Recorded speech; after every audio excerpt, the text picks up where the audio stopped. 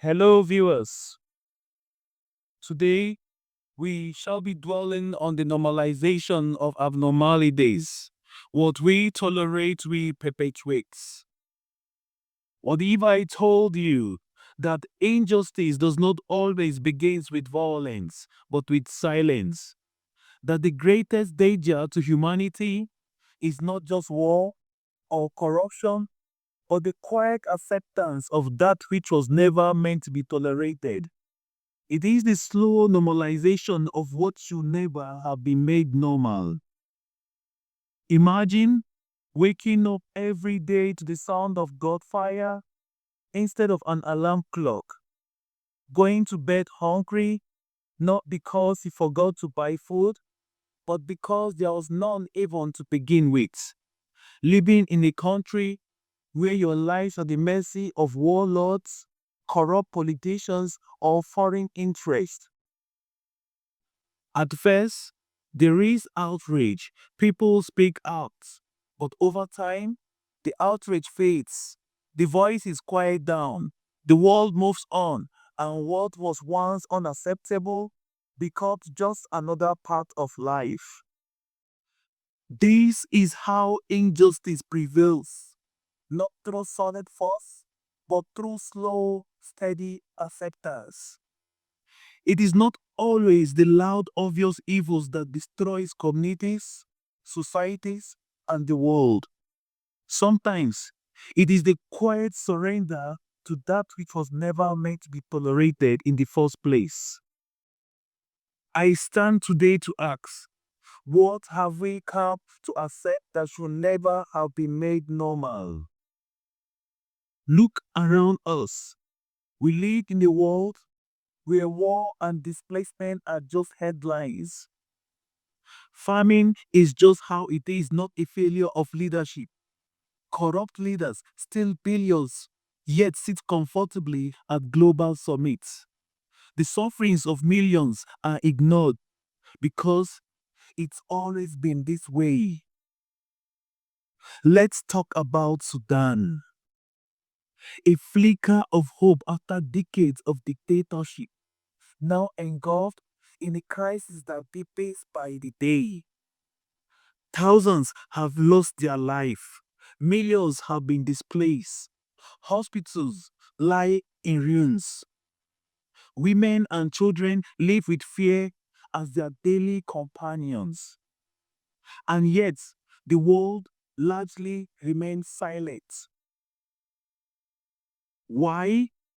Because we have begun to normalize war. But Sudan is not just a place of conflict.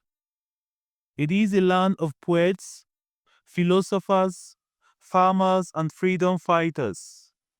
It is home to rich cultural traditions, ancient civilization, and a people whose resilience cannot be measured by tragedy alone. Since gaining independence in 1956, Sudan has faced immense challenges shaped by colonial legacies, economic disparities, and deep social and political divisions. What began as tensions between North and South evolved into prolonged civil wars. Wars that fractured not only regions, but generations. Then came 1989. A military coup placed Umar al-Bashir in power, marking the start of a 30-year rule defined by authoritarianism. Under his leadership, Sudan witnessed atrocities that the world could not ignore, yet somehow managed to forget. The Darfur crisis alone should have stirred lasting action, but instead, the world's attention waned and silence settled in. Why? Because the sufferings of the Sudanese people was quietly, tragically normalized. But Sudanese citizens did not stay silent. In 2019, they rose, young and old, women and men filled the streets, not with weapons, but with courage. They demanded not just change, but dignity, freedom, and justice. And when Bashir fell, hope soared. Yet the structures of oppression did not fall with him. In 2021, a new military coup, they ignited conflicts, this time within the ranks of the state itself. The Sudanese armed forces and the rapid support forces, now adversaries, plunged the country into further instability. The consequences are deep. Food insecurity is widespread. The health system has crumbled under pressure. Millions have been forced from their homes. Gender-based violence is rampant. Civil society faces daily threats. And still, we scroll past because we have replaced human empathy with political complexity. We have allowed normalization to silence conscience. But let me be clear, Sudan is not a hopeless case. It is not defined by its turmoil, but by the unwavering spirit of its people. It is a nation of dignity, cultural wealth, and unshaken determination to rise.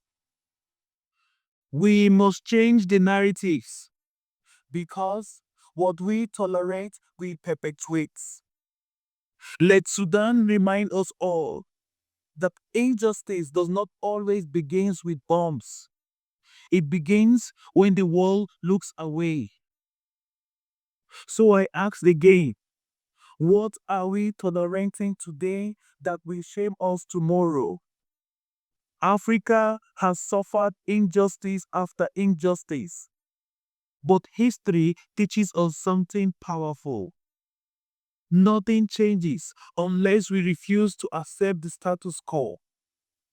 Apartheid was once considered permanent, colonialism once felt unshakable, women once had no voice, but all that changed.